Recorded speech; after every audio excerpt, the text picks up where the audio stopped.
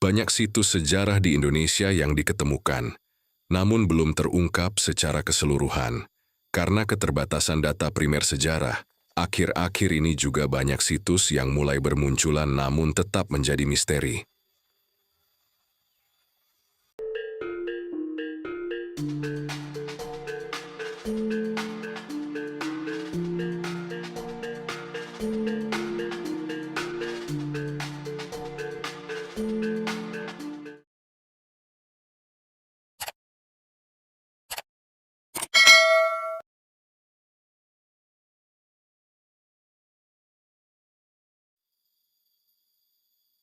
Kembali menelusuri daerah Magelang, Jawa Tengah, tepatnya di pemakaman umum Desa Candi Retno.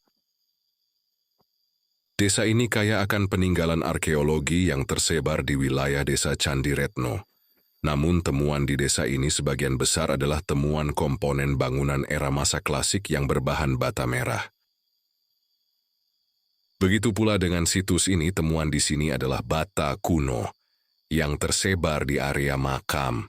Bata kuno tersebut digunakan sebagai nisan dan pembatas makam. Bahkan ada makam yang seluruhnya tersusun menggunakan bata kuno. Makam ini juga diberi pagar yang tersusun menggunakan bahan bata kuno. Saat datang ke sini, saya belum mendapatkan informasi tentang siapakah yang dimakamkan di sini. Namun menurut keterangan salah seorang warga, makam yang secara keseluruhan tersusun dari bata kuno ini adalah makam kuno. Warga menganggap sebagai sesepuh dusun ini. Karena belum mendapatkan informasi yang valid tentang situs ini, maka situs ini dinamakan Punden Cetokan.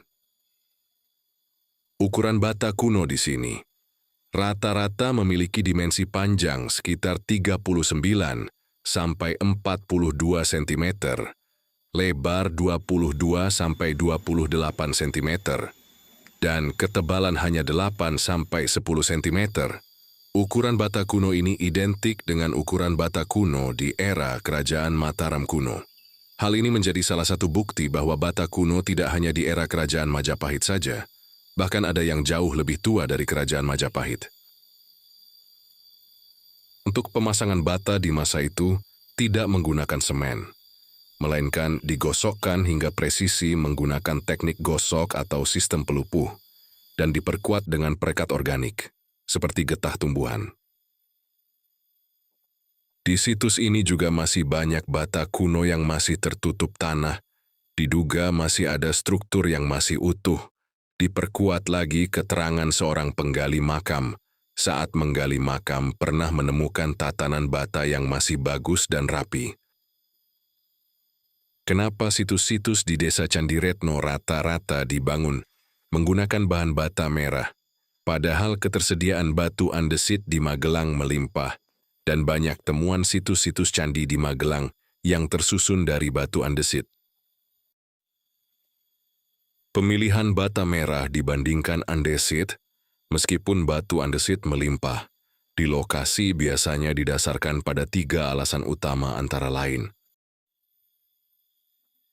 Pada zaman dahulu, meskipun batuan vulkanik tersedia, jarak dari lokasi situs ke pegunungan seringkali terlalu jauh untuk mengangkut balok andesit secara massal, dan yang paling gampang mengolah tanah liat yang mudah ditemukan dan dibentuk di tempat. Menurut penelitian arkeologi, candi berbahan bata merah biasanya dibangun di dataran rendah atau area persawahan, sementara andesit untuk area pegunungan dekat sungai. Bata merah juga memiliki porositas tinggi yang sesuai dengan iklim tropis.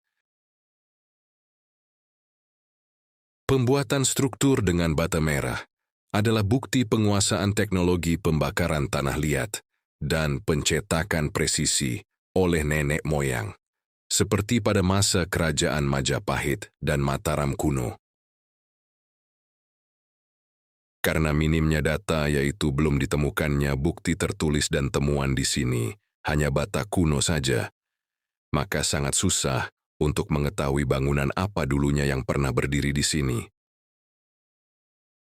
Jika ditarik garis lurus di Google Map, jarak Punden Cetokan dengan situs Candi Retno tidak begitu jauh, hanya berjarak 160 meter. Jadi kesimpulannya punden cetokan masih ada keterkaitan dengan situs Candi Retno. Bisa jadi bangunan yang pernah berdiri di sini adalah bangunan pendukung situs Candi Retno. Bisa pagar candi, asrama kaum spiritual, atau petirtaan.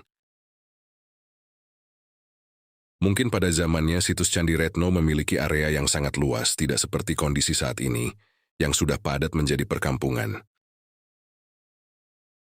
Kesimpulannya, punden cetokan merupakan aset budaya yang berharga. Semoga informasi ini bermanfaat bagi masyarakat dalam memahami dan melestarikan warisan Nusantara.